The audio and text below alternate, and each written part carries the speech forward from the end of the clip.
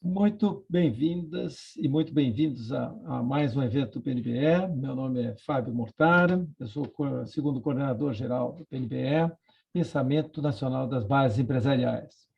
Agradecemos a participação de cada um que está nos assistindo e espero vê-los nos próximos eventos promovidos pelo PNBE e, se possível, tê-los como nossos associados. Agradecemos a FECAP e a CNS pelo apoio permanente ao PNBE.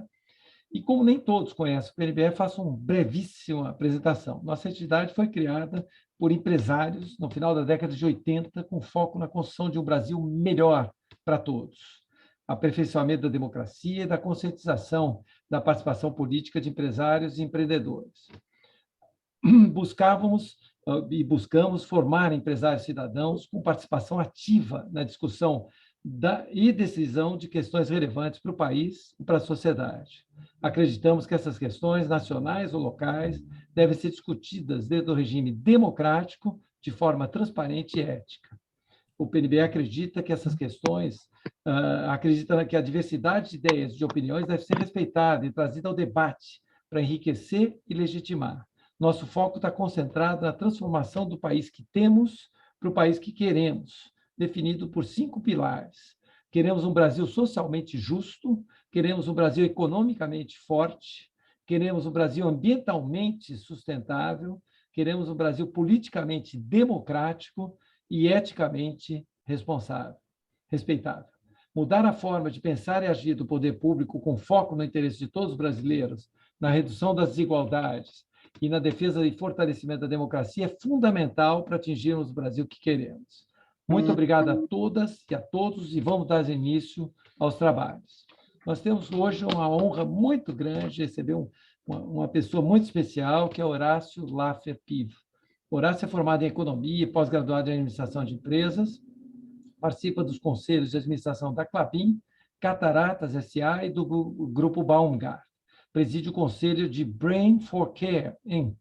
Acho que é isso, né, Horácio? Está certo ou não? Ex-presidente do CIESP e da Fiesp, do SESI, do SENAI e do SEBRAE, da Abracelpa, Associação Brasileira de Papel e Celulose, da ACD, Associação de Assistência à Criança Deficiente, e do Conselho Temático de Economia da CNI. Ex-membro do Conselho da Redcar, Tarpon, TCP Atmosfera, Martins Atacadista. Horácio preside o Conselho da IBA, Indústria Brasileira de Árvores, e é membro dos conselhos da OSESP, a Fundação Orquestra Sinfônica do Estado de São Paulo, da Embrap, a Empresa Brasileira de Pesquisa e Inovação Industrial, da FFHC, que é a Fundação Fernando Henrique Cardoso, e dos Conselhos Consultivos da Brasilpar, Serviços Financeiros, do Advisory Board da Brainvest, Wealth Management. Com a palavra, Horácio Laffer Piva. Obrigado, Fábio. É bom você falar isso, porque aí eu me lembro que eu preciso pedir demissão de algum desses montes de coisas aí que a gente se envolve. Eu queria dizer para vocês, da minha alegria, tem um cara chamado Paulo Gomes, agora ele mudou para Paulo Artung aqui, eu fico completamente constrangido de falar na frente dele, porque ele é um mestre de todos nós, não há nada que eu possa falar que o Paulo já não tenha falado muito melhor.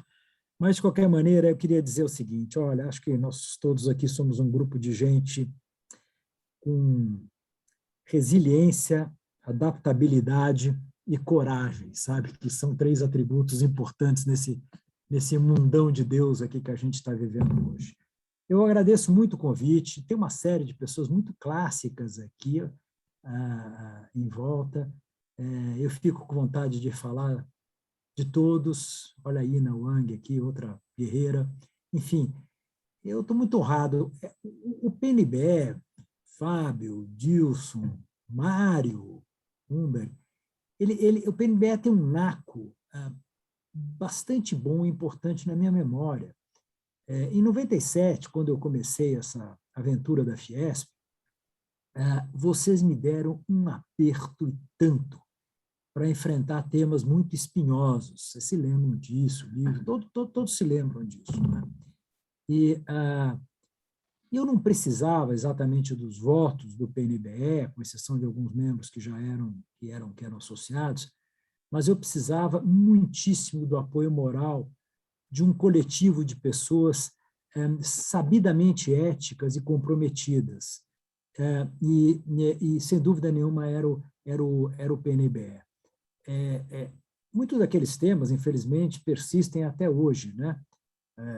Eleitores das entidades, transparência, agenda, governança, postura institucional. Eu até me louvo aqui de ter conseguido várias coisas que, contudo, acabaram sendo atropeladas nos anos seguintes. É uma lástima. Para mim, um pouco o Brasil em estado puro, assim, um pouco da representação. Mas vocês tiveram um papel importante naquele momento para, de alguma forma, criar um desequilíbrio para que as coisas avançassem nesse mundo da coalizão e do envolvimento empresarial. E essa marca ninguém me tira. Vocês estão na história fortemente com essa história. Vocês se lembram que a gente vinha de uma fase complicada de Fiesp e vocês balançaram a roseira e muita coisa caiu. Eu queria dizer a vocês o seguinte, eu ando volátil, sabe? Tem uns dias que eu acordo guerreiro, acho que são os dias que eu falo com o Paulo Hartung, e tem outros que eu me pergunto se essa realidade paralela existe mesmo, sabe? Aquela coisa meio Matrix, assim, você acorda, será que é verdade isso tudo que está acontecendo? O que diabo está exatamente acontecendo, sabe? Quer dizer, por que as maiores lideranças do bem desse país não conseguem se organizar em torno de uma plataforma que procuraria consolidar o maior número possível de instituições civis, com propostas e iniciativas de temas, de áreas distintas, né? Sem nenhuma delas perder a independência de proposta, de iniciativa, mas criar uma informação compartilhada sobre um todo que pudesse mostrar ao país, e principalmente aos mais jovens, um modelo do qual eles talvez estivessem ansiosos em se juntar. E parece que a gente não consegue fazer isso. A gente vem de um país muito cansado, muito doído, muito machucado, exausto. Alguns perderam aí parentes em razão dessa pandemia. Todos sabemos de pessoas que sofreram demais com a falta de renda, ainda estão sofrendo com a falta de emprego, ou que estão assistindo à destruição de um trabalho, de uma vida. Eu estou aqui na Faria Lima com a Leopoldo. É impressionante a quantidade de restaurantes antigos que fecharam, né? Os governos aí federal, tanto federal quanto local, tornam-se maiores advogados involuntários aí a favor de uma reforma urgente do Estado brasileiro, mas a sua incompetência em administrar a crise, que todo dia nos surpreende, acaba não levando exatamente para onde nós deveríamos ir. Então, assim, eu olho o Brasil de vez em quando e falo assim, onde exatamente está a visão de um país? Como é que a gente faz para reestruturar a política? Como é que a gente pode retomar o tema da ética com menos platitudes e mais equidade? Não é? Como é que a gente pode trabalhar com o tema da renda, do crédito, com as tensões sociais, com essa perda de importância que o Brasil tem no mundo, não é? Com essa inexistência de debate público, ao mesmo tempo uma sociedade viva, uma democracia muito frágil, uma democracia jovem, porém uma sociedade viva, né? Quer dizer, nós temos uma nação mais pobre, mais dividida, mais confusa, mas nós temos, por outro lado, oportunidades e características que a gente pode falar daqui a pouco. Então, na verdade, gente, eu costumo usar uma frase do Guimarães Rosa, que ele diz o seguinte, eu não sei de nada, mas eu desconfio de muita coisa. Né? Eu nesses tempos todos, eu sempre fui um otimista empedernido. Né? Na verdade, a minha reclamação, e talvez alguns de vocês já tenham ouvido isso, é que o Brasil passou de uma grande fazenda na década de 20 e 30 para uma das maiores potências industriais na década de 80. E aí, pum, trombou com uma era perdida, depois pegou uma era desperdiçada, sempre atrapalhada com crise em balanço de pagamento, com inflação, melhorou, voltou-se a se meter com recessão, com baixo crescimento, reforçou um setor público extraordinariamente dispendioso, uma dívida pública enorme, quer dizer, e do outro lado, o que eu olho? Eu olho um país que não tem problema de fronteira, um país que não tem pretensão hegemônica, um país que não tem crises naturais, um país que lida muito bem com a diversidade, um país que tem um mercado consumidor extraordinário, um país que poderia ser líder nesse mundo do carbono, né, nessa política do carbono, e fico, obviamente, confuso, como certamente todos vocês. Tento me manter um pouco naquela linha do Ariano Suassuna, que diz que o realismo tem que ter um realismo esperançoso, né? Mas eu, às vezes, tenho um pessimismo volátil, né? E caio naquela história de que nós vivemos num mundo ou de desinformados cheios de certezas ou de informados cheios de dúvidas. Aí o Paulo me dá um estabefe na cabeça e eu acabo voltando para a seara da guerrilha novamente, né? E eu acho que é um pouco isso que está acontecendo. Onde é que eu acho que tem otimismo? Acho que tem otimismo no fato que nós somos jovens e nós temos mais futuro que passado. O Brasil, ao contrário de outros países, por exemplo, da velha Europa, nós temos mais futuro do que passado. Portanto, a gente devia estar olhando mais para a brisa do que retrovisor, né? E onde é que eu tenho pessimismo? Eu tenho pessimismo no fato de que a gente não faz tanta coisa como devia com isso, nós desperdiçamos e deixamos escapar muita coisa pelo vão dos dedos. Elas escapam pelo vão dos dedos. É um negócio impressionante. Então, agora, a gente vive uma crise sanitária, não preciso nem dizer a respeito.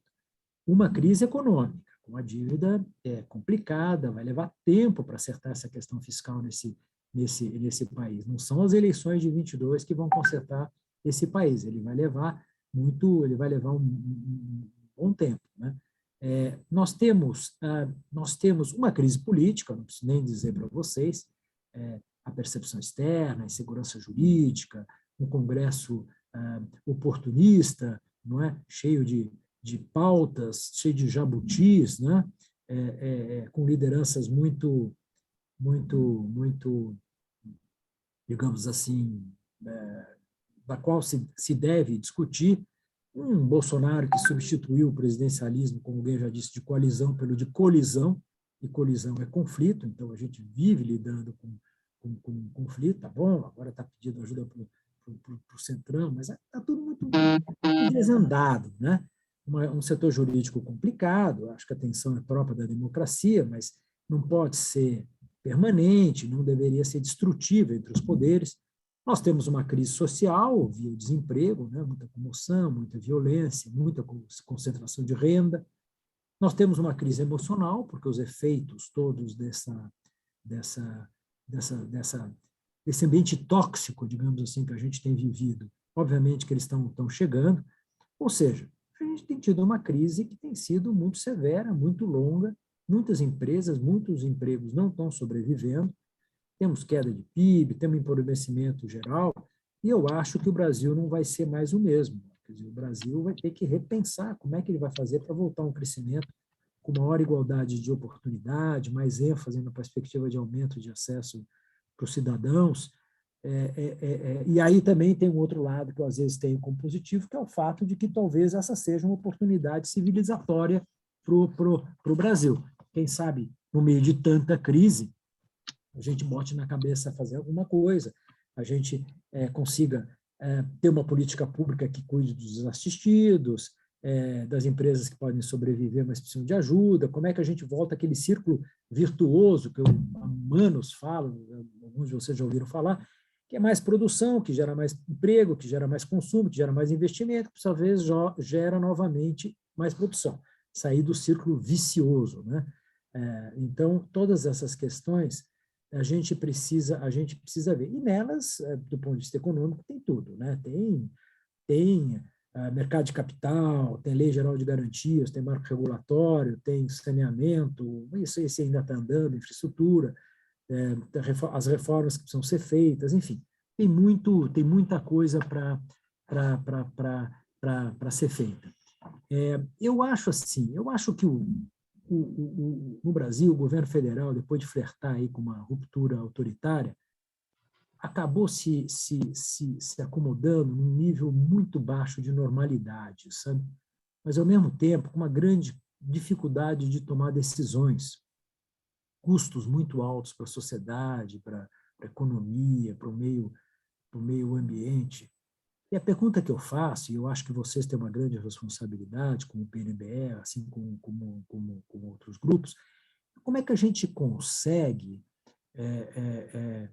Luiz, você que estava me contando um pouco do Instituto Cordial, como é que a gente consegue um antídoto para isso? Como é que a gente consegue renovar o pacto entre o governo e a sociedade? Né? Como é que a gente consegue botar governantes com competência lá em cima, com legitimidade, com autoridade, gente que não se submeta ao varejo do dia a dia? Claro que tem a realpolitik, claro que tem aí as questões pragmáticas, mas há maneiras e maneiras de fazer isso, não é? Como é que a gente pode ter uma economia mais previsível? Como é que a gente pode implementar políticas sociais de qualidade, né? Como é que a gente trabalha nesse tema da desigualdade? Como é que a gente cria capacidade de execução? Como é que a gente aproveita a força do coletivo, que é uma coisa tão boa que a gente tem? Como é que a gente cria uma potência ambiental nesse país, que tem tudo para ser isso, né? Como é que a gente tem uma discussão mais honesta a respeito do capitalismo, né? Hoje há uma desconfiança em relação ao capitalismo, e obviamente que isso vem do fracasso que se tem dele lidar com a sustentabilidade, com as desigualdades.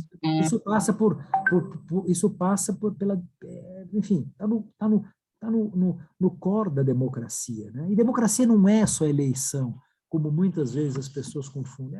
Tal, não, mas eleição... Democracia não é isso, como todos nós sabemos, a democracia é algo muito maior. E quem tem que falar sobre isso são as elites. Agora, tem elites e tem elites. Tem uma elite que é aquela que só pensa no dinheiro, que só pensa no seu privilégio de viver a diferença. Se você tiver um Mercedes, você quer que os outros tenham um Volkswagen, porque você gosta da diferença, né? Se todo mundo tivesse a Mercedes, essa elite é uma elite entristecida, né? E essa elite não percebe o quanto ela está presa na pobreza social. Constrói uma casa maravilhosa, mete com um arquiteto espetacular e mete um muro de 6 metros de altura para se proteger e jamais vai ver a própria arquitetura que contratou, né? Dá um carro para o filho, só que fica até as 3 horas da manhã esperando o filho chegar, porque tem medo que ele tenha sofrido um assalto ou qualquer coisa. Há uma outra elite, que é uma elite que compreende o seu papel. Está aí, vocês contando desde quando o PNBE está na estrada, não é? Que é uma elite que sabe como funciona a nossa pirâmide. É uma elite que pensa, é uma elite que entende que nós somos, na verdade, uma enorme economia com pé de barro, não é? E tem um extrato da sociedade, Fábio, Dorival, enfim, todos que estão aqui me acompanhando, Lívia, há tanto tempo a gente já fala sobre isso, tem um extrato da classe média que acha que não é elite. E eu acho que isso é um dos problemas que nós temos por aqui. Porque não viaja de classe executiva, porque não é reportado. Isso está errado, porque a elite não se define pela questão do dinheiro. E no Brasil virou uma coisa sem também, como tudo na vida, uma coisa mal explicada, né? Onde é que está o vigor da política das eleições americanas? Está numa classe média politizada, que se envolve para um lado, para outro, bem, ruim, foi uma desgraça com o Trump, talvez ele volte, mas não importa. Quer dizer, e aqui no Brasil nós temos pessoas, às vezes, se eximindo muito dessa discussão, não é? Gente tomando decisões ou muito antes da hora ou muito depois da hora. Eu sei disso porque eu estava muito ansioso com a questão da terceira via e o Paulo Arthur me fez entender que a política tem o seu tempo e que, portanto, as coisas acontecem no seu tempo e que, portanto, nós temos que esperar para entender melhor este macrosistema no qual nós vivemos. Dona Mariazinha, o seu José, provavelmente vão decidir um mês antes, quando não 2 semanas antes, quando não 2 horas antes, né? Tem outros que são radicais e que já tomaram a sua decisão.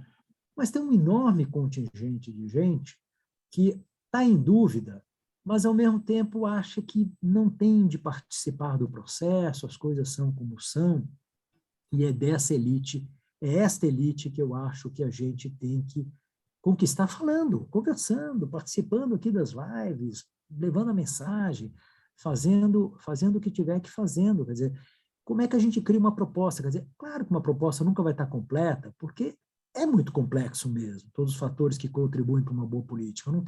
Eu não tenho dúvida. Mas tem valores fundamentais com os quais nós devemos nos acertar.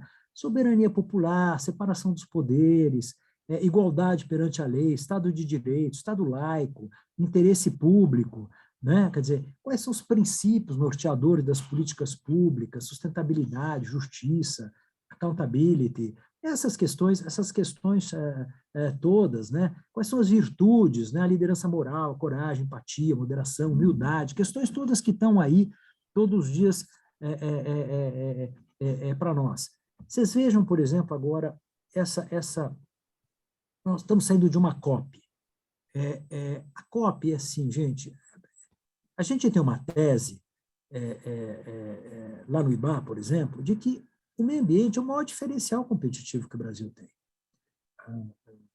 O caminho para o desenvolvimento do Brasil é ser uma potência ambiental, como eu falei. Quer dizer, o Brasil não é um país de software, de hardware, de indústria. Quer dizer, claro que é também, mas o Brasil tem uma vantagem comparativa e competitiva nesse tema do meio ambiente, que é um show, que pode, inclusive, gerar uma renda e gerar oportunidades inacreditáveis. Agora, precisa ser enfrentado, né? Essas questões precisam ser enfrentadas.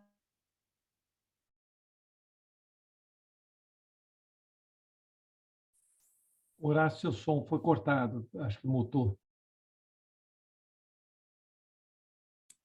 Eu, como bom descendente italiano, fico balançando a mão ali, eu não toquei. Mas eu acho que o Brasil corre esses riscos todos de perder investimento, de prejudicar a exportação, porque não tem mostrado um projeto com um plano com metas claras, com prazos para combater esse desmatamento da Amazônia, né, punir os criminosos e resolver esse problema da regularização fundiária, votar, trabalhar melhor nessa lei de licenciamento ambiental. Né? Nós estamos com uma reputação dizimada. O trabalho que deu para os nossos executivos, para o pessoal da IBA lá agora, nós estamos lá com uma ideia de damage control, né? Vamos controlar um pouco os riscos, porque a imagem está muito ruim. Até foi melhor do que a gente esperava. Mas, assim, a gente tinha que resolver essas questões. Não adianta só falar. Agora nós temos que partir para a solução. Hoje de manhã mesmo eu estava falando com o Paulo e com o Cristiano sobre isso. Né? Quer dizer, regularização fundiária tem 900 mil famílias esperando o título. Quer dizer, concede de uma vez esses títulos, né, nessa terra de ninguém que hoje em dia existe, né? Quer dizer, em propriedades regularizadas, nós não temos problema de desmatamento ilegal. Onde tem índio, ele cuida da floresta melhor do que a gente cuida da nossa casa, né? A gente tem, em alguns lugares, exemplos mundiais de preservação ambiental e produtividade agrícola. Agora, precisa regularizar isso, precisa investir em tecnologia para unificar os sistemas de informação, que é tudo atrapalhado, Forças Armadas não conversa direito com Polícia Federal, não conversa com ONGs, é uma confusão. Né? E, obviamente, dar incentivos corretos para estimular a preservação de florestas e recuperação de vegetação nativa. Esse pode virar um baita de um negócio. Essa coisa da potência ambiental para o Brasil é uma saída espetacular. Aí, para ir terminando, a gente para onde? A gente para, com o devido respeito, num presidente que só pensa em reeleição. Pô. Não tem outra, não tem a cabeça. Isso é inaceitável. Não, de repente até aceitável, desde que ele não sacrificasse o objetivo que é cuidar do país. Aí as reformas que não saem porque, enfim, está preocupado com a reeleição e não. Quer dizer, governar é liderar, governar é criar consenso político para a reforma difícil, para unir o país em torno delas. Liderar é ter liderado, é dizer, é conduzir a tua tropa para o lugar certo. Ó. Vamos por aqui, vamos lá, vamos respeitar, vamos concordar em discordar, tá certo? Mas, obviamente, que ao fim a gente chega em algum lugar. Democracia é isso, quer dizer, nação, como dizia Ortega y Gasset, é um projeto de vida em comum. Né? E a gente não consegue ter um líder que trabalhe com isso. Além do mais, a gente está vivendo uma democracia em crise, quer dizer, o fato do presidente não acreditar nela aumenta o problema. E, aliás, isso é até mais consequência que causa, quer dizer, tem um monte de origem profunda aí. Mas, enfim, a gente tem uma economia que está sendo incapaz de sustentar o padrão de vida da população e o funcionamento da máquina pública. Quer dizer, a gente tem gastos da máquina que estão saindo completamente do controle e a economia rateia, subsídio, protecionismo, tem de tudo acontecendo. O que eu acho que funciona? Eu acho que, assim, o empresariado, quer dizer, é um animal, assim, olhando pelo lado bom da palavra, olhando para um lado mais schumpeteriano, né? Criador de soluções. Quer dizer, ele lida com desafio, né? Como eu falei aqui para vocês, a gente lida com desafios, né? E procura soluções para esses desafios. Quer dizer, como é que a gente pode fazer para trazer mais gente? E eu acho que está melhor. E eu acho que a solidariedade revelada durante essa crise pandêmica, de alguma forma, trouxe para dentro um monte de gente que estava fora. Até porque a iniquidade social ficou aparente como nunca esteve antes. Certo? Mas a gente precisa trazer mais gente para tentar construir uma agenda comum e para dizer com clareza a que veio, não é? E tentar fazer um trabalho de convencimento daqueles que não estão envolvidos ainda, para que a gente crie um sistema de esforços cooperativos. O governo no Brasil ele é muito grande, como tal, ele é muito poderoso. Então, assim, eu não digo que nós, aqui alguns poucos empresários, vamos conseguir mudar as eleições, fazer isso ou fazer aquilo. Mas a gente tem uma capacidade de contaminação positiva, de convencimento, que é uma coisa que deveria ser usada. Olha, eu quero dizer para vocês o seguinte, eu sou muito crítico com relação às ditas elites, essas que trabalham mais com o dinheiro do que qualquer outra coisa. Sou muito crítico aqui a parte da Faria Lima, onde eu estou, onde eu tenho o escritório. Porque, enfim, as pessoas continuam presas a isso que eu chamo da recorrência da vida brasileira, que é a dinâmica do curto prazo. Todo mundo quer ficar mais rico, né? Todo mundo quer saber como é que resolve a questão daqui a 2 meses, 3 meses. Todo mundo para na eleição de 22, não existe Brasil depois da eleição de 22, parece que nós vamos ter um sujeito abençoado e santificado, onipresente, onipotente, que vai chegar lá e resolver os problemas, então não temos que fazer nada, porque a coisa está resolvida, quer dizer, a gente perde a consciência que a gente deve ter.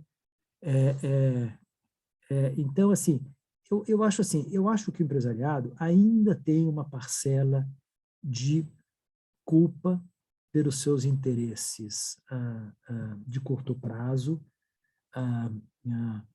e, digamos assim, de um consumismo bobo, de um consumismo de que não estou criticando, mas preciso ter um avião, preciso ter um carro mais bacana que o outro, preciso ter casa no condomínio, preciso ter isso, preciso ter aquilo, quer dizer, e preciso trabalhar 24 horas por dia, mas não posso dedicar o meu tempo para ONGs, não posso dedicar o meu tempo para nada, não posso doar parte do meu dinheiro enquanto eu não fizer $1 milhão, $10 milhões, $50 milhões, $100 milhões, tem exceções, é óbvio. Então, assim, há ainda uma falta de coesão nos grupos, e o grupo dos empresários é um deles, para que a gente possa discutir democracia de uma maneira mais ampla. A democracia é indiscutivelmente o melhor dos sistemas, não é? Um homem, um voto, uma discussão mais equilibrada a respeito do papel do Congresso, Senado, Câmara. Quer discutir presidencialismo, semipresidencialismo, parlamentarismo? Vamos discutir, não tem problema nenhum, acho que até tem que ficar tudo aberto para discussão,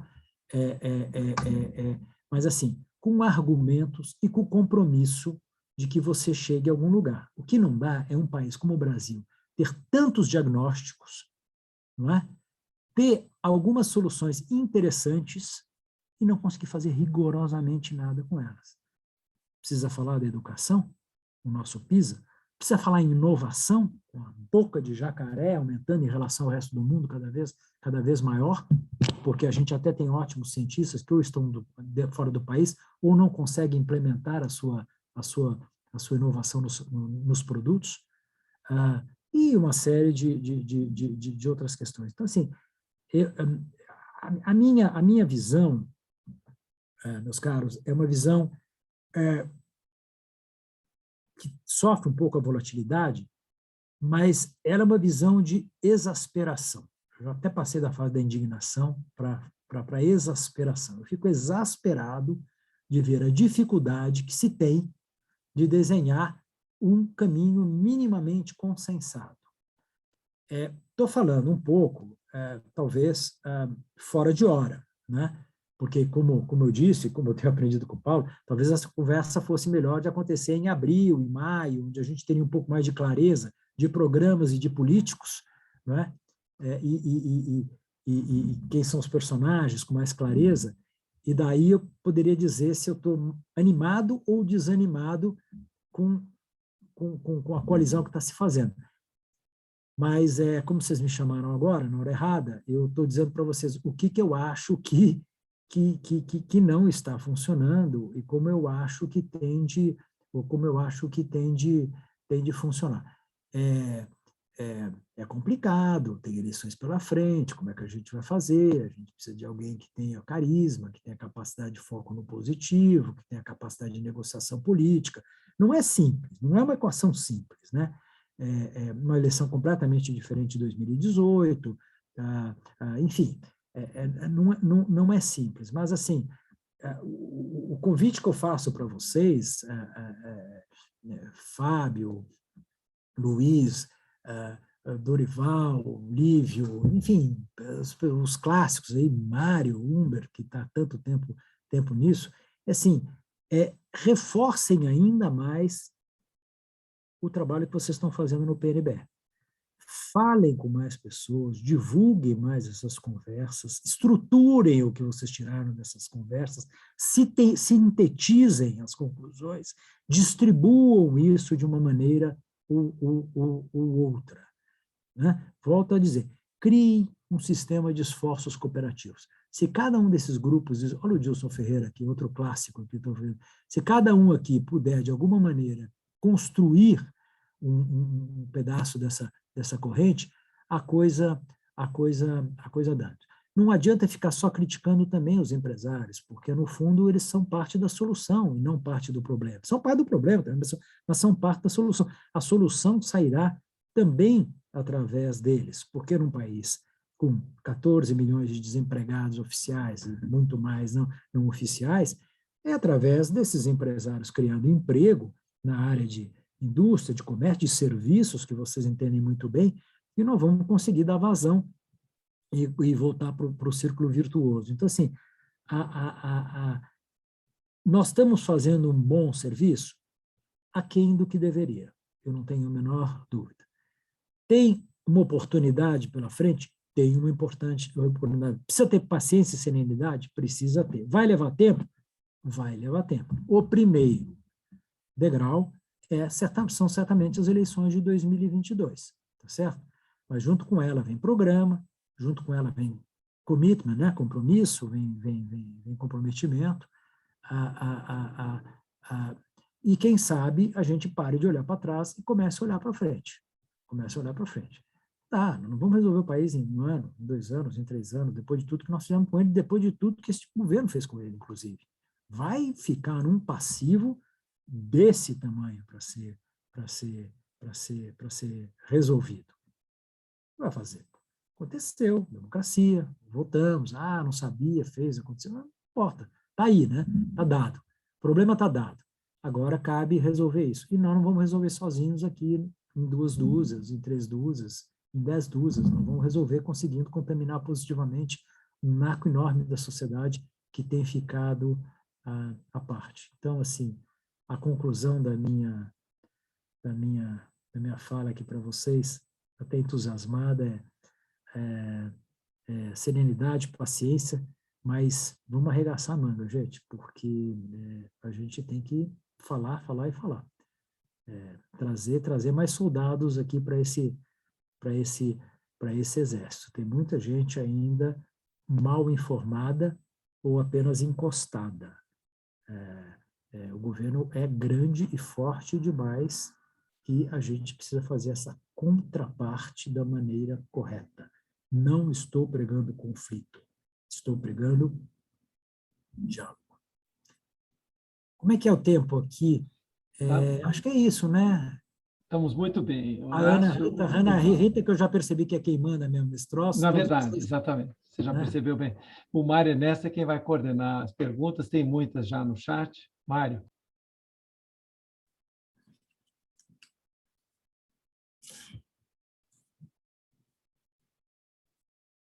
Seu O som está Mário está em desligado, Mário. mute. Ele tem duas telas, mas não funciona.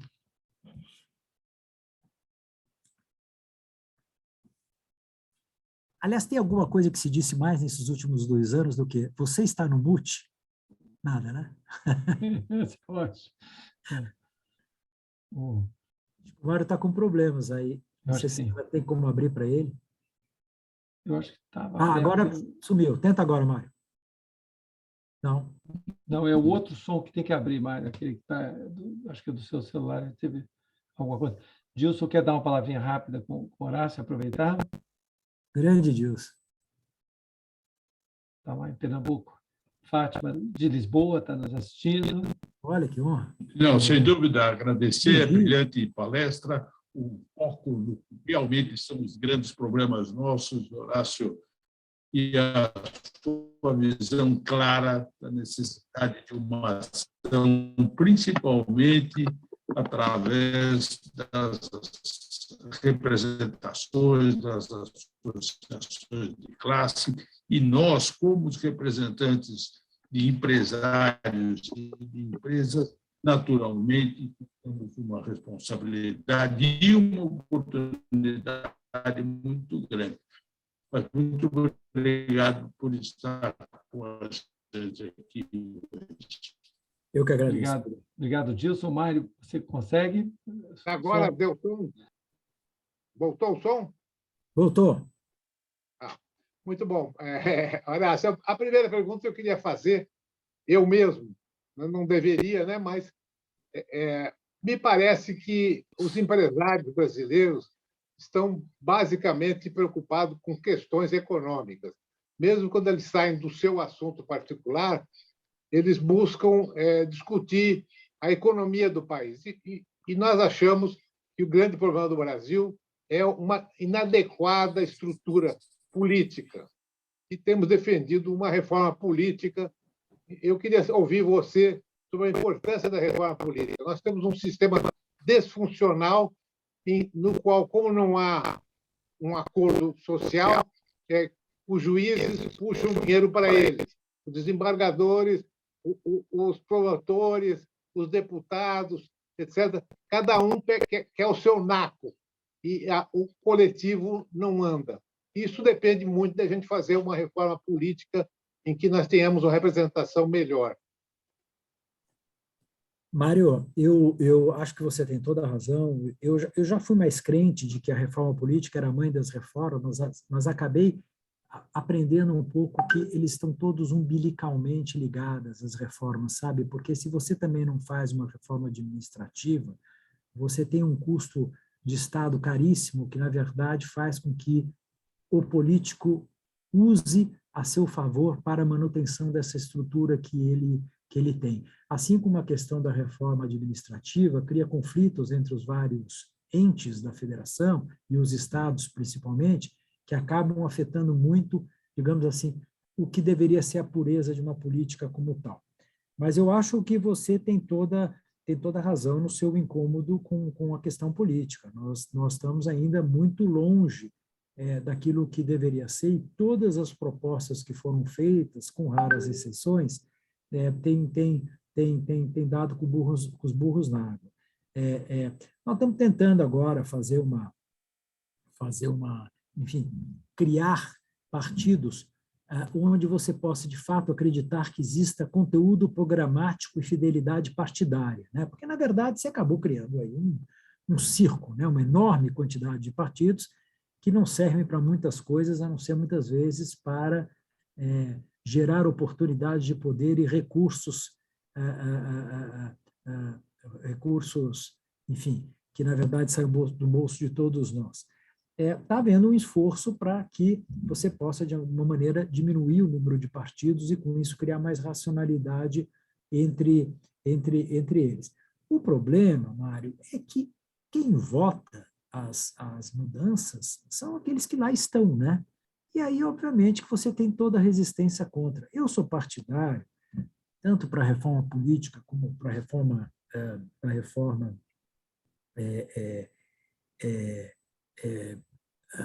reforma tributária.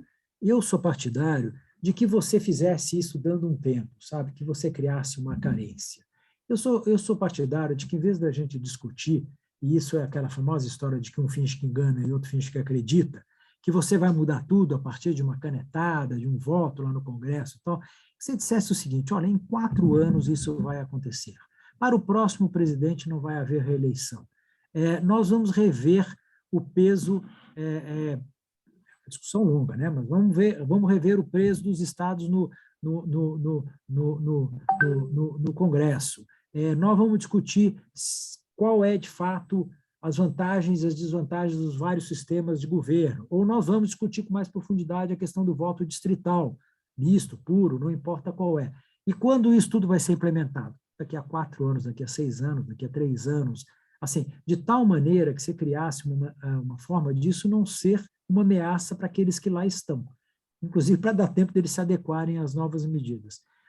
Senão nós vamos ficar muito na conversa. E acho que isso precisa ser feito também, Mário, de uma maneira que seja inteligível pela população. Não adianta a gente ir falar difícil, quer dizer, que ninguém entende. Você tem que ir lá explicar para o sujeito por que ele ter um deputado que ele sabe o nome, não é? E que sabe qual é o problema dele, é totalmente diferente de um deputado que, na verdade, consegue 5 mil votos em cada um dos 600 municípios de São Paulo, faz 3 milhões de votos, ele não conhece nada de ninguém, ninguém conhece ele também. Aquela famosa história de você não se lembrar de quem você votou. Então, assim, eu sou cético que a gente mude isso numa canetada. Eu acho que a gente precisa fazer isso dentro de um cronograma físico-financeiro. Mas tem que mudar para 2026. Tudo bem, é isso. É que as pessoas no Brasil não estão acostumadas a falar em 2026, eles querem falar em 2022. Será que dá para a gente chegar para os caras e falar: ô, pessoal, vamos falar sobre 2022, 2026 e 2030? Bom, a segunda pergunta que eu tenho aqui é da Marilene Mariottoni, da Associação Paulista de Medicina, de Municípios. A Marilene fez 2 perguntas e eu vou juntar as 2. A primeira é o que espera da Fiesp a partir de 2022 com o novo presidente.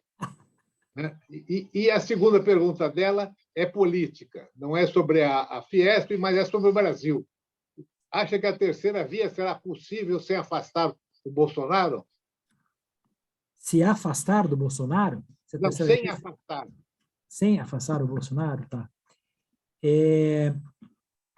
Deixa eu dizer uma coisa para você.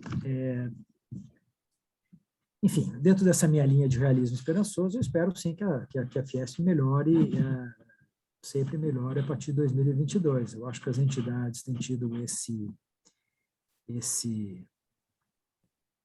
vício das renovações, né, nos cargos.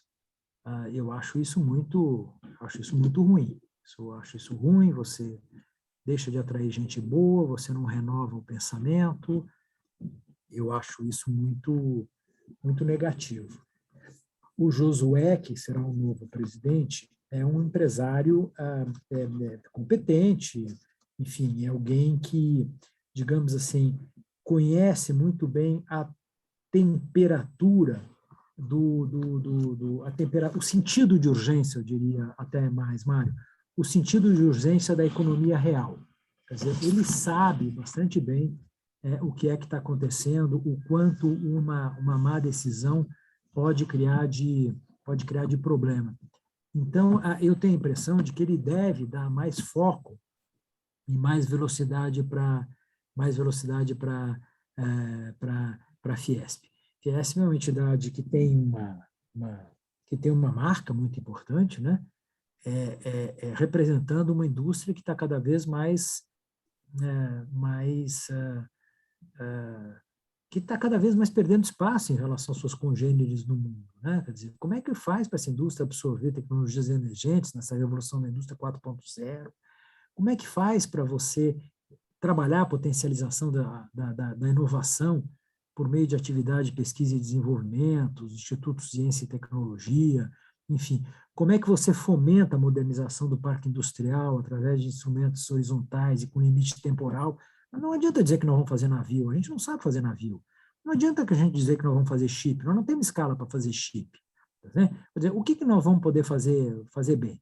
Quer dizer, como é que a gente mobiliza as competências industriais? Como é que a gente aumenta a exportação de manufaturado? É ótimo a exportação de produtos agrícolas, mas assim, onde é que eu boto marca? Né? A Nike hoje em dia nem escreve o nome dela, só aquele símbolozinho você já entende. Como é que eu faço um brand content aí? Como é que eu faço para em vez de exportar só a soja, importar a soja trabalhada e com isso ganhar muito mais dinheiro, parar de trocar 4 toneladas de soja por um notebook, que esta é a relação de troca que você tem. Como é que você, então, agrega valor às atividades primárias? Então, assim, eu acho que a Fiesp tem um papel nesse sentido e acho que a Fiesp tem um enorme papel, que é o papel de ser uma entidade de pressão e não uma entidade de adesão. Né? No Brasil, tudo termina em palanque. Como é que a gente faz para criar compromisso com o resultado? O governo reage à pressão. Criar desequilíbrio faz com que as coisas avancem. Então, eu acho que ela tem um papel importante nesse sentido, mas não mais sozinha, não da maneira como ela era antes, né? Aquele blocão, prédio da Paulista, mas num processo de colaboracionismo. Ela não tem mais o poder que ela tinha antes. E eu acho que o Josué entende isso muito bem. Ele precisa fazer uma agenda de modernização na entidade, mas também ajudando na representação empresarial do Brasil, que vocês fizeram no PNB naquele momento que vocês discutiram comigo. Não é? Quer dizer, tentando entender o que significa essa legislação sindical e a relação disso com o sistema S, não é? Que é uma potência para o bem e para o mal, se você não tiver mais transparência e mais governança. Não é? Como é que você vai buscar na experiência internacional referências? Não é? Então, são questões que eu acho que ele pode trazer. A questão política da terceira via é o seguinte: eu me recuso a discutir, neste momento, as duas pontas. Já falei, nós conversamos aqui um pouco antes, eu, Pedro Wonchowski e o Pedro Passos fizemos um primeiro discurso, apanhando para burro dos dois lados, para burro, com, inclusive, aquelas ameaças que vocês conhecem, vamos invadir a fábrica, todo mundo parando de comprar produto da Natura, gás não será mais da Ultragás, umas coisas assim, né? Mas, assim, eu me recuso. Eu acho que nós temos tempo, eu tenho aprendido isso com o Paulo, volto a falar dele. Assim, você tem um ambiente embaralhado, que não é ruim que esteja embaralhado, enfim, está aí, nós temos as prévias nesse fim de semana, entre o Dória e o Leite, a gente tem o Moro entrando agora, que eu posso achar o que eu quiser dele, mas, enfim, de qualquer maneira, é um sujeito que já entra com um percentual importante, de alguma forma, um sujeito com 9%, 10%, alguma coisa está dizendo, não ele necessariamente, mas a entrada dele está dizendo. A gente tem os Mandettas, a gente tem Simone Tebet, que nem sei se vai entrar, nós temos o presidente Pacheco, do Senado, que está lá com um sujeito que é uma águia política, que é o Kassab. Enfim, então você tem um ambiente aí, e eu tenho a impressão que esse ambiente vai começar a se definir em breve. Nós temos 3 meses pela frente para essa definição, a gente tem essas prévias agora, que a depender de um e de outro, vão definir um pouco das coalizões e movimentos que vão acontecer pelos outros candidatos. Então, assim, eu me recuso a jogar a toalha. Eu tenho uns amigos que dizem, puta, vamos para o Lula de uma vez, que não tem mais jeito. Né? Porque do Bolsonaro ninguém tem coragem de falar. Né? Então, assim, eu acho, e eu me retiro dessas conversas políticas porque eu fico irritado. Eu acho que a gente precisa ser um pouco mais paciente, a gente precisa acreditar que nós temos ainda algum tempo, faltam ainda 10 meses, né? Que essa coisa vai ficar um pouco mais clara no futuro próximo, e que daí a gente vai conseguir criar um movimento em cima dessa enorme massa de pessoas que não sabem para onde vão. Tudo bem, considerando lá os 15%, 20% que o Bolsonaro tem de ativistas ensandecidos, respeitando os 15%, 20% que o Lula tem de petistas que acreditam nas teses e não acreditam nos malfeitos que aconteceram. Enfim, dos dois lados tem negacionismo, né? Ao mesmo tempo, os dois lados têm muita rejeição, razão pela qual eu acho que o meio do caminho pode funcionar. Então, assim, independente do que acontecer, eu, nesse momento, acredito numa terceira via. Aí vocês me chamam de novo, chama o Paulo, que ele fala melhor, em abril, e a gente pode começar a pensar um pouco melhor, inclusive, de posicionamento. Mas, neste momento, eu me recuso de falar das pontas e eu fico claramente envolvido com o meio, embora eu ainda não esteja falando dos personagens. Ou se estou falando no escuro do meu quarto à noite. Muito bom. Aproveitar para elogiar o artigo de vocês três, foi realmente muito oportuno, muito bom, e, evidentemente, as reações mostram que ele foi bom. Porque, se não fosse bom, ninguém ligava. Né? É divertido também. É divertido. Apanhar também é divertido.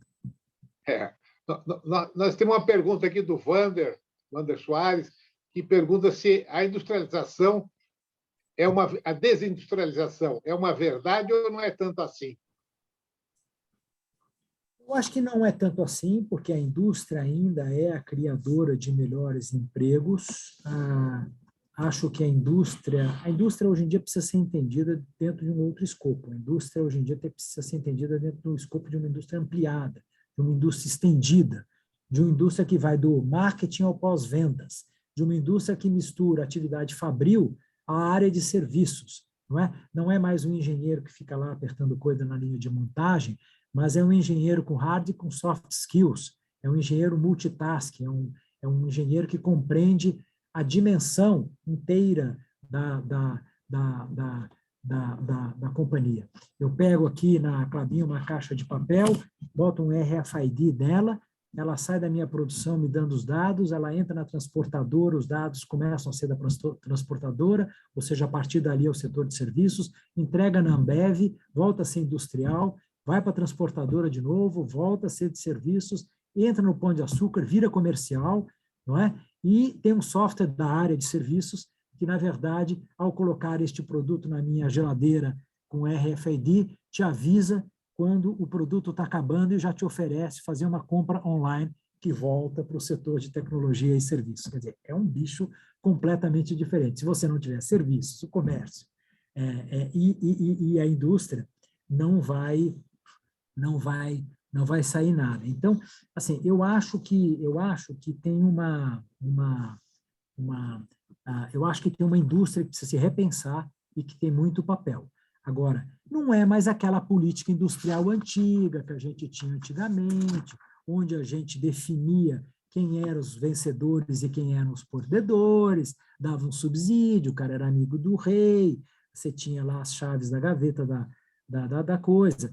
Não é mais nada disso, é uma coisa completamente diferente daquilo. Essa indústria 4.0, ela vai trazer coisas muito, muito diferentes, né? Então, assim, eu acho que essa indústria, só para terminar, ela é uma indústria que vai ter que trabalhar com essa questão do desenvolvimento sustentável, que era uma coisa que não existia, vai ter que criar um novo ecossistema industrial, com desenvolvimento de outras capacitações técnicas, de muito mais inovação em processo, de muito mais velocidade, né, de muito mais aprendizagem. Ela está muito mais ligada à educação do que esteve antes, né? Ela tem que ajudar a educação de primeiro grau. Aliás, alguém já disse outro dia que a concentração de renda começa nos 1000 primeiros dias de vida, e é um pouco isso mesmo, né? Quer dizer, ela vai ter que se envolver lá da educação infantil, educação fundamental, universidade, e essa coisa toda. Essa indústria vai ter que estar muito mais ligado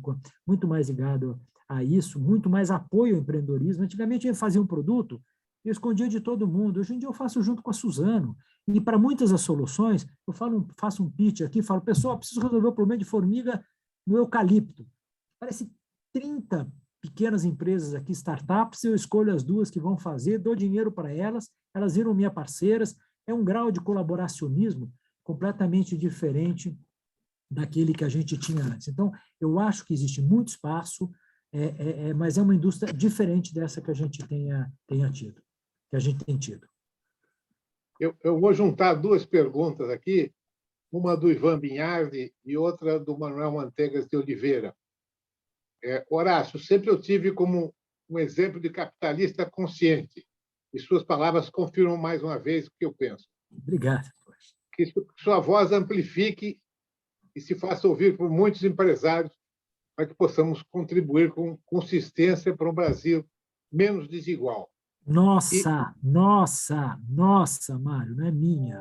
Sozinho ninguém faz nada, Andorinha sozinha não faz verão. Nossa, pelo amor de Deus, eu estou chamando vocês para briga, e vocês me chamaram para briga 20 anos atrás, eu estou até hoje nessa líder. Nossa voz. Vamos lá. Muito bom. Agora, dentro da mesma linha, embora um pouco diferente, o Manuel Manteigas de Oliveira pergunta se você acha que o desencanto com o capitalismo é um fenômeno mundial? Acho sim. Acho que tanto a democracia quanto Vocês estão me ouvindo ou não? Estou ouvindo. Que entrou uma tela aqui. Tem uma tela diferente aqui, eu não sei o que está fazendo. Voltou.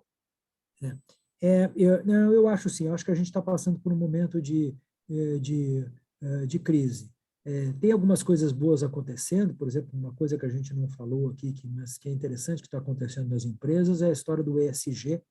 O ESG é interessante, o ESG até um tempo atrás ele fazia parte só da agenda de marketing das empresas, era uma rubrica de marketing, e agora está entrando na agenda do CEO, do presidente do conselho.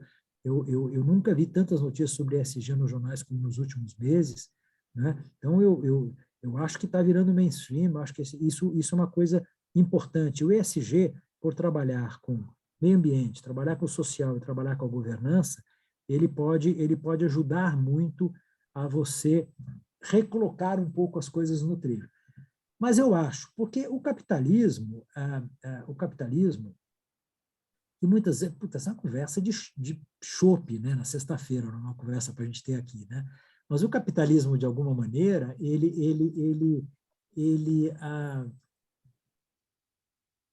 a ideia de você partir para a meritocracia pura e simples não leva, muitas vezes, em consideração as diferenças de partida.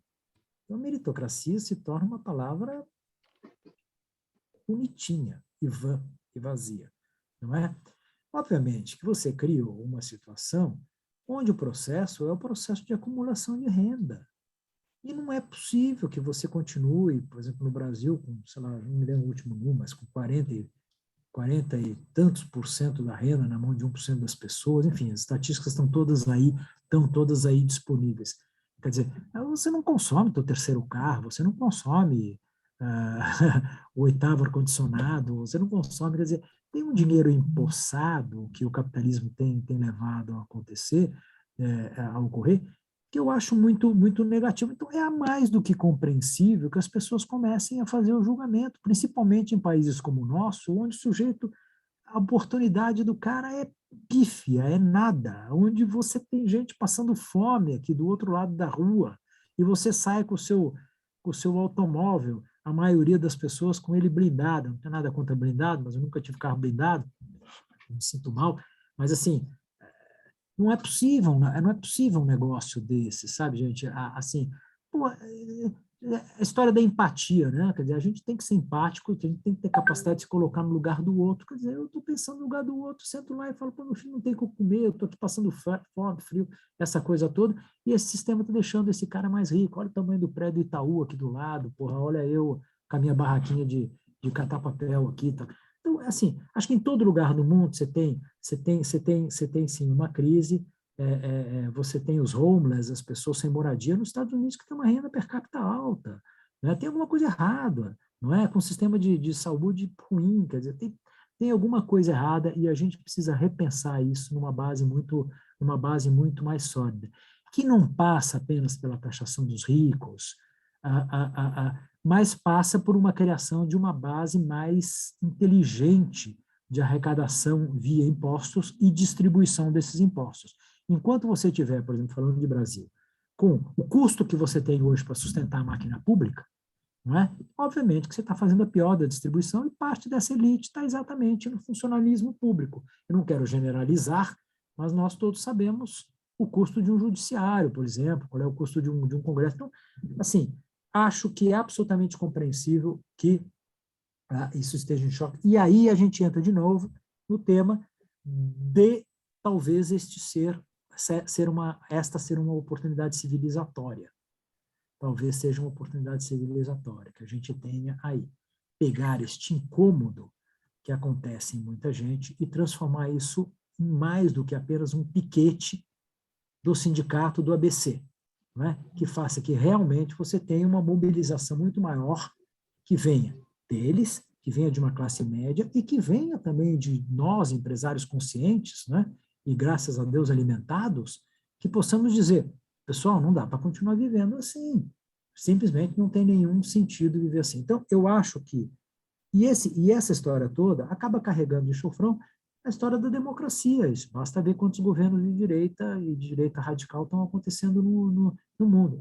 Decepcionados com a esquerda? Talvez também, porque a esquerda não soube fazer da pauta social, que é absolutamente legítima, um instrumento que fizesse com que você não criasse também pequenas ditaduras do proletariado. Então, assim, está errado, quer dizer, e essa direita, ela é profundamente danosa, porque ela é tirânica, não é? Porque ela não se preocupa com a vida, não é? Quer dizer, tem um lado que se preocupa com benefícios privados, tem uma outra que não se preocupa com a vida.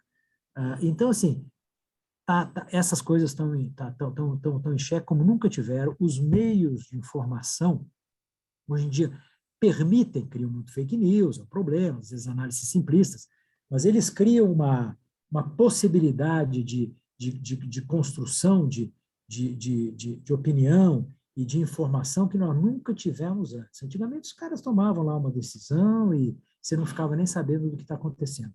É aquela história do juiz americano que diz que o melhor detergente que existe é a luz do sol. Né? Quer dizer, então, iluminar, ter os meios de comunicação que criem iluminação e possam trazer aí alguma solução, é ótimo. Eu me lembro da Ina envolvida com a história daquela coisa cerrada que se fazia em cima dos vereadores. Maravilha, porque o vereador é a menor distância entre o cidadão e o poder público. Não é? Eu sempre brinquei que, se eu fosse político, eu queria ser vereador. Não é? No máximo, para ser vereador, porque, no fundo, você tem um pouco do sentimento da vida real. Aquilo era uma coisa importante. Se tivesse, naquele momento, um pouco mais de capacidade de informação, que hoje em dia está tendo, talvez tivesse ganhado muito tempo. Né? Então, assim, eu tenho uma visão otimista, Mário, daquilo que a gente pode fazer. Daquilo que a gente pode fazer. Eu não estou confortável, mas eu acho que a dúvida que se tem hoje em relação ao capitalismo e à democracia é uma dúvida legítima e que talvez faça com que a gente avance.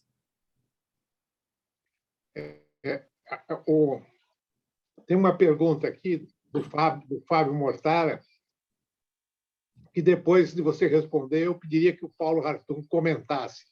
Tu pedir para o Luiz depois abrir o microfone dele. Deixa eu te falar.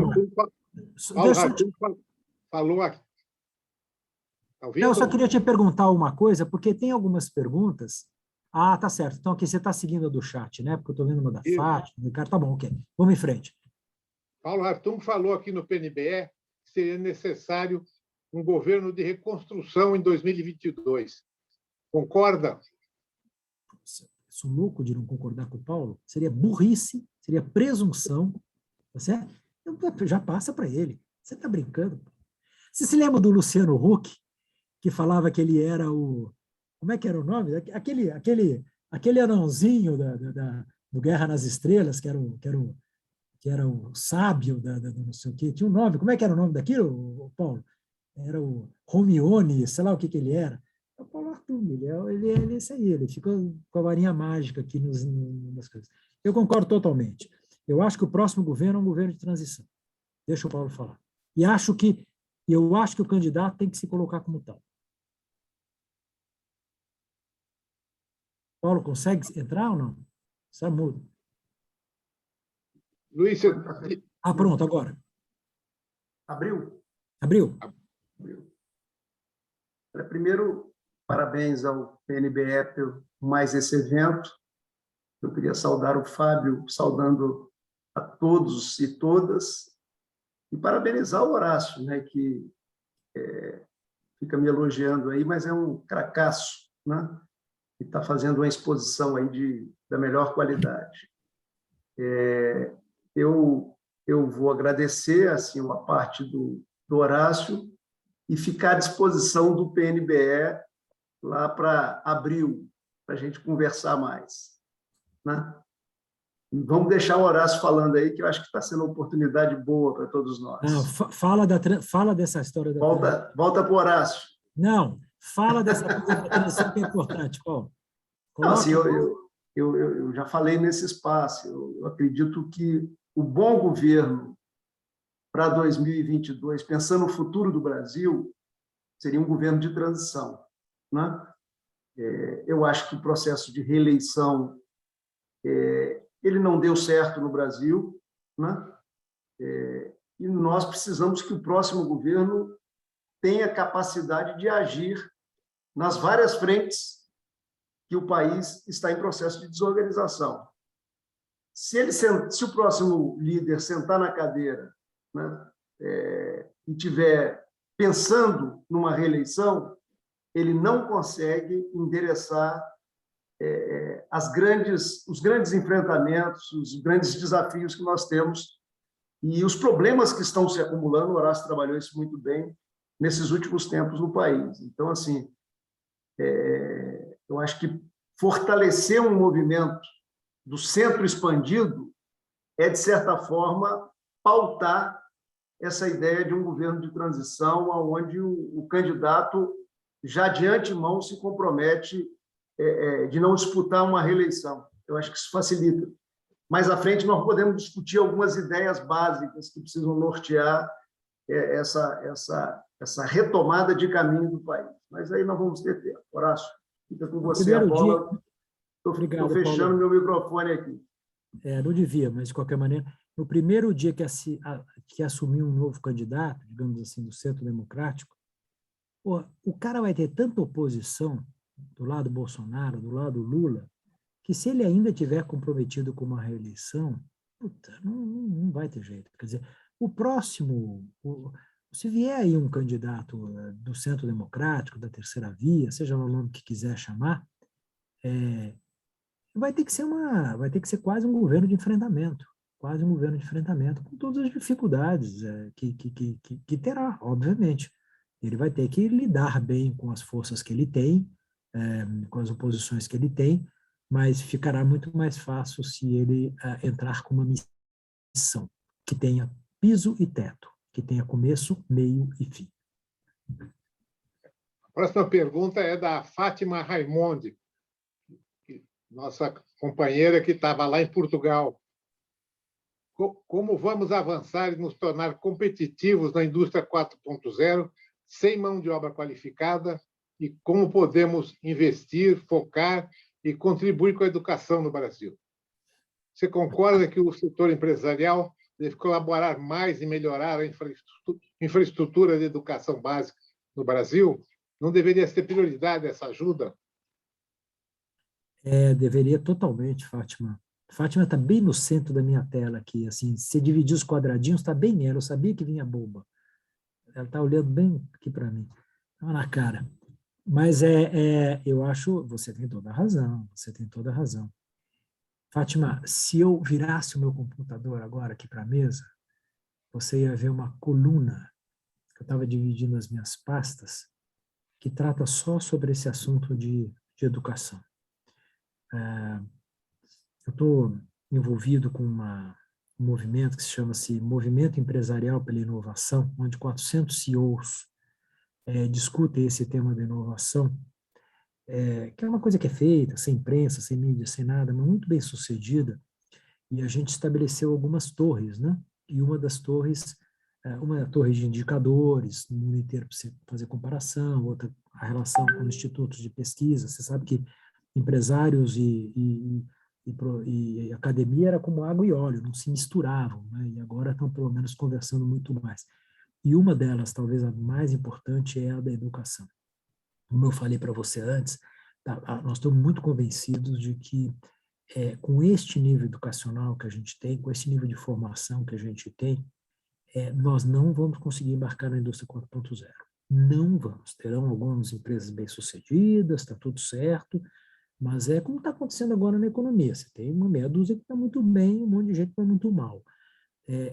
Nós não vamos conseguir. Você não faz ideia. Hoje em dia você pega um engenheiro, na hora que ele entra na sua empresa, você é quase obrigado novamente a começar um curso com ele por causa das deficiências que ele traz, apesar de todo o seu esforço pessoal. Isso começa lá embaixo, ficou muito claro isso. Não adianta você exigir uma faculdade muito boa, que ou ele não acompanha a faculdade, ou será também um fingimento. Então, assim, se você me dissesse qual é a coisa mais importante que tem, eu diria para você que é a educação. Eu já defendi essa tese, olha, eu presidi a CD, a C. Camargo, que é um centro de excelência na área de oncologia, enfim, apesar de ser um covarde, não posso tomar injeção que eu desmaio, eu já me meti um monte de coisas de saúde e de gestão e tal, e o pessoal ficava bravo comigo quando eu dizia que a saúde tinha tanto mais importância que a educação tinha tanto mais que a saúde. E eles ficavam bravos e eu dizia o seguinte, se o sujeito for bem educado, ele tomará mais conta de si mesmo, dos seus próximos, a gente acabou de ver a discussão toda em cima de máscaras e tudo mais, não é? E a educação passará mais fácil, você tem um percentual. Vale a mesma coisa para coisa de idade, vale para qualquer coisa. Quer dizer, a educação, na minha opinião, é o centro de tudo, quer dizer, você tem que voltar mais para esse assunto. Então, assim, esses novos tempos aí que vem pela frente, que vão mudar muito as coisas, quer dizer, perguntas estão se fazendo, será que nós vamos nos tornar mais, digamos assim, mais espirituais que materiais? Será que as nossas relações serão mais humanas que virtuais? Será que nós vamos trabalhar mais no propósito do que na forma, mais na natureza do que no consumo, mais na comunidade do que nessa coisa society que acaba se fazendo, mais no local do que no global? O que isso vai trazer? Em todas elas, de alguma maneira, o tipo de educação que você vai fornecer é o que vai definir o que é que o Brasil será no futuro. Que tipo de país que nós vamos ser no futuro depende da educação. Sim, não dá para a gente falar de agora, mas você pega, por exemplo, uma coisa. A riqueza da nossa biodiversidade amazônica e o conhecimento que os índios têm daquilo.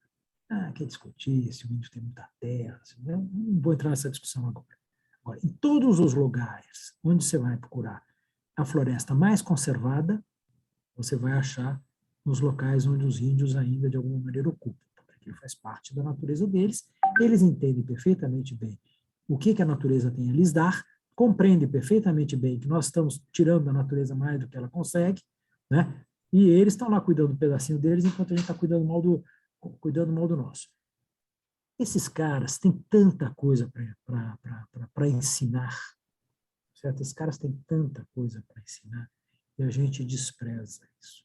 Sabe? A gente fica aqui envolvido em qual educação mais importante, se é a criação de universidades, se faculdades, né? Se é a educação fundamental, se é a educação primária. E perde totalmente o foco de que se você não começar com uma educação boa, ampla, universal, generosa, lá embaixo, as outras não adiantam nada. Então, assim, eu acho que o Brasil tem muitas oportunidades, eu já tive a oportunidade de falar para vocês, mas eu acho que se o Brasil não tiver um salto qualitativo da educação, que vai levar uma geração, mas de qualquer maneira, se não começar já, nós vamos ficar para trás.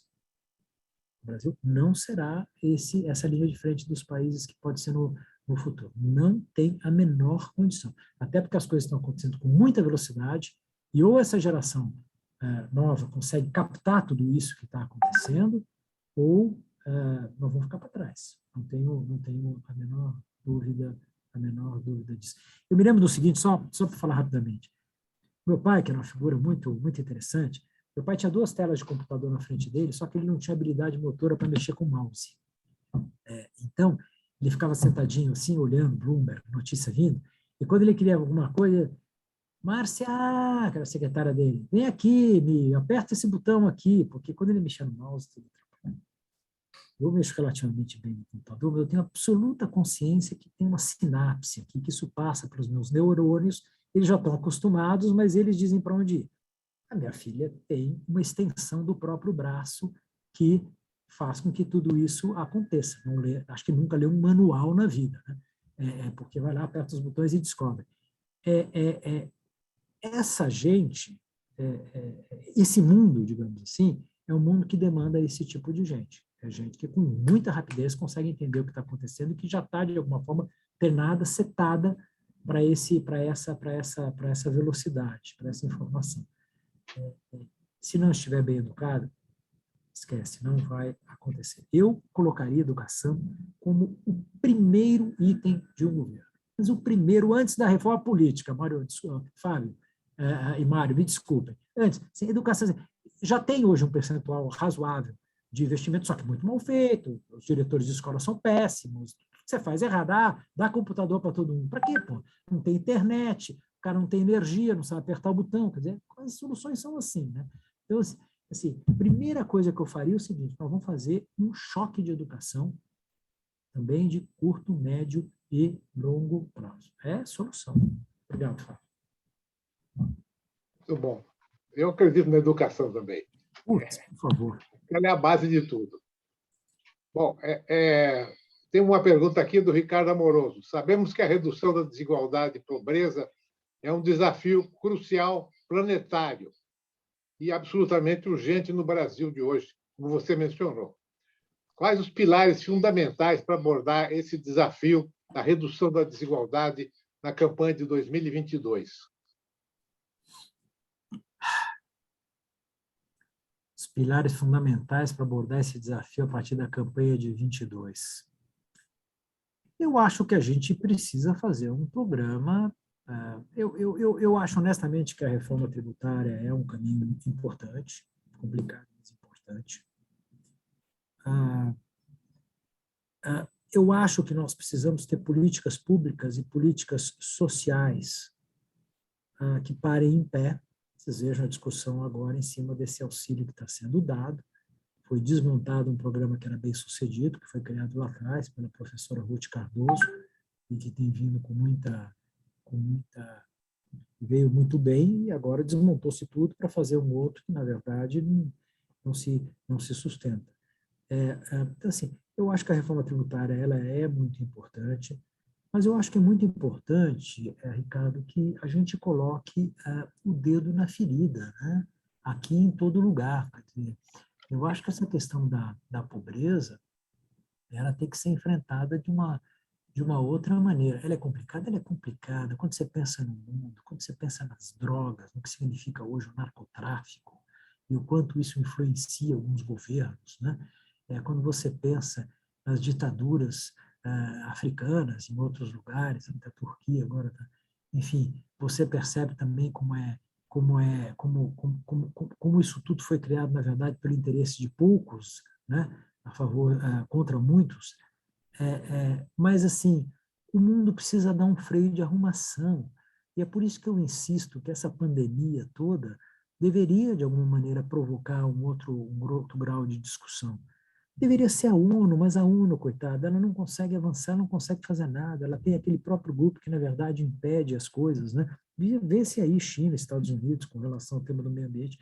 Assim, mas a gente precisava de um esforço de ONU, CDE, ou tudo mais, para rediscutir o tema da pobreza do mundo e da concentração de renda. Como é que você, de alguma maneira, usa dos exemplos que existem em países como os escandinavos, né, onde a diferença, a distância entre o maior salário e o menor salário é uma distância significativa, para trabalhar nesse assunto.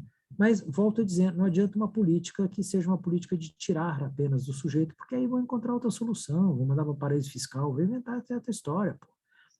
Está cheio de gente aí interessada em trair investimento e, portanto, entregando a alma ao diabo. Precisa ser uma concertação de outra natureza. Eu acho que se há um momento para um clima desse acontecer, é agora, depois dessa pandemia. Mas aí, como disse uma vez a Marina Silva para mim, ela falou assim: Horácio, você é um sonhático. Você é um sonhático.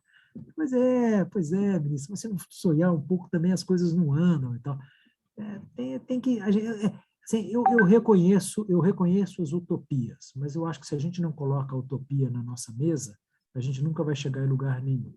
Então, eu acho que é muito difícil, mas eu não deixaria que esse tema não fizesse parte de uma agenda universal, de alguma maneira. Nós temos aqui vários comentários sobre a questão educacional, mas eu acho que nós estamos chegando ao final do nosso horário combinado, então eu vou devolver a palavra ao nosso chefe, o Fábio Mortara, para que ele encerre. Bom, Mário, a gente tem previstas as últimas palavras do nosso ilustre palestrante. Com a palavra primeiro o Horácio, depois eu faço o finalzinho de PNBE. Gente, o que eu vou falar para vocês? Mundo novo, né? As discussões que a gente está tendo aqui. Outro dia, a Economist lançou aí um artigo interessante, tentando fazer avaliações da democracia vis-à-vis a autocracia,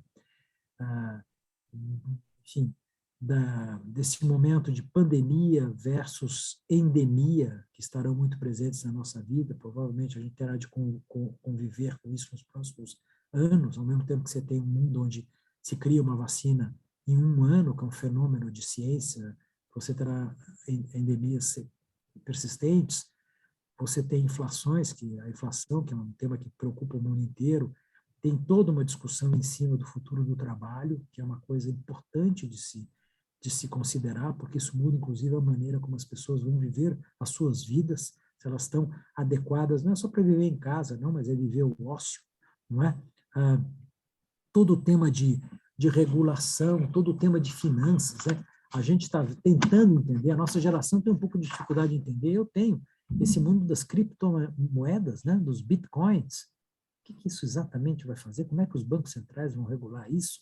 Troca-se dinheiro de que maneira? Como é que eu evito que se haja mais corrupção, mais narcotráfico em cima disso? O que é exatamente essa criptomoeda, não é? Tem o problema do crunch climático, né? Enfim, dessa quase falência climática, porque, no fundo, a COP foi bem, mas ainda estamos sob ameaças severíssimas, né? Nós temos setor de serviço, muitos aí são setor de serviço, sabem disso, quer dizer, esse problema todo do turismo, que é uma indústria poderosíssima no mundo, como isso afeta os restaurantes, as companhias aéreas, os hotéis, né? O vigor das cidades, né? Se essa coisa meio ególatra dos nossos bilionários de ir para o espaço, isso é só uma brincadeira deles, ou se isso de fato pode trazer soluções mais interessantes, enfim, esse mundo à frente aí que a gente tem é uma coisa muito desafiante, sabe? E eu acho que a gente precisa prestar muita atenção nisso. Quer dizer, tem uma agenda. A gente precisa de alguma maneira criar uma curva ABC de prioridades. E cada lugar terá uma que será internacional, como a gente acabou de falar. A questão da desigualdade de rendas, ela vale para o mundo inteiro e vale muito para o Brasil por causa da sua miserabilidade. A da educação vale mais para o Brasil. Esses temas que eu acabei de falar são temas mais de reflexão do que temas de operacionalização imediata. Mas se a gente não começar a refletir a respeito deles, o chinês, o coreano e o próprio americano vão atropelar a gente. Em algum momento a gente não vai saber nem o que passou por cima de nós. Volto a dizer, para você comprar um notebook, você exporta 4 toneladas de soja. Tem alguma coisa errada nisso, né? Então, assim, eu sou, como a primeira palavra que eu falei, eu sou schumpeteriano, eu acredito na destruição criadora, eu acredito na capacidade humana de encontrar soluções. Eu acho que nós somos uns abusados, abusamos da natureza mais do que devíamos, abusamos dos pobres mais do que nós devíamos, dos miseráveis mais do que devíamos. Tem sido um mundo de abuso. Abusamos do consumo mais do que devíamos, tá certo? Isso tudo cobra um preço. Isso tudo cobra um preço. A gente precisa começar a fazer o balanço direitinho, porque enquanto a gente não via o sujeito morrendo lá em Sapopemba, não é? Enquanto a gente não sabia que a floresta amazônica estava sendo destruída como está sendo destruída, que isso afetava o clima mundial, enquanto, tudo andava. Agora está tudo muito aparente, não é? Ou por mobilização de sociedade, ou pelos meios de informação, ou por causa que a iniquidade está muito aparente aqui na hora que eu saio com o meu carro da garagem, não sei, né? E a gente precisa fazer alguma coisa sobre isso. Então, assim, eu incentivo vocês a, volto a dizer, fazer uma agenda de curto, médio prazo e uma agenda local e global. Quais são aqueles temas que, de fato, fazem parte de uma discussão global? Quais são aqueles temas que são absolutamente adequados para o Brasil? O que nós vamos fazer ao longo deste tempo? O que nós vamos cobrar dos nossos governantes? Qual é o nosso nível de mobilização e de participação? E, cereja do bolo, educação, Fátima. É isso. Muito obrigado pelo convite. A todos vocês. Olha, eu não vou citar todos, mas assim, tem muita gente aqui que eu me relaciono há muito tempo. Estou vendo aqui a Gigi Cavalieri, que me ajudou na festa. Sei lá, gente que esteve aqui comigo durante tanto tempo e que, de alguma forma, a gente está aí sempre cruzando. Luiz Maia, ajude a botar tudo isso, a sintetizar tudo isso que vocês têm conversado ao longo do tempo com gente da maior capacidade, para que fique um documento inteligível para a sociedade, que possa ser apresentado.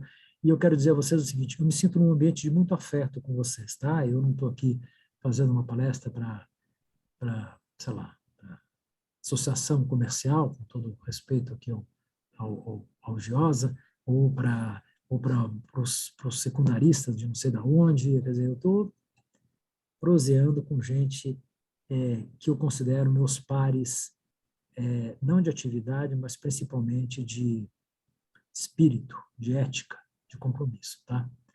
Vamos seguir em frente, gente. Fábio. Maravilha. Horácio, realmente, os nossos aplausos pela sua apresentação, ainda que informal, extremamente brilhante, compreensiva, instigante, por que não é? E que faz a gente pensar que foi um grande acerto ter você conosco. O PNB continua focado no fortalecimento da democracia e todos os componentes que você falou são realmente tão importantes para que a gente consolide efetivamente a nossa democracia e, enfim, e mesmo que isso ocorra também no planeta. O PNB agradece a presença de todas e de todos. A gente realmente teve um prazer enorme de estar nesse evento e lembramos a todos que o PNB está sempre de portas abertas para filiações, a gente realmente precisa fortalecer esse movimento e vamos aceitar o desafio do Horácio e buscar consolidar conceitos e propostas e foco de muita coisa que ele falou. Um agradecimento especial ao governador Paulo Artung, que está aqui conosco, um grande amigo, e Horácio, mais uma vez, muito obrigado. Abração para todos vocês. Obrigado, Mário. Até breve. Fábio, muito obrego. Abraço, até breve. Obrigado, gente. Muito bom. Obrigado. Muito obrigado.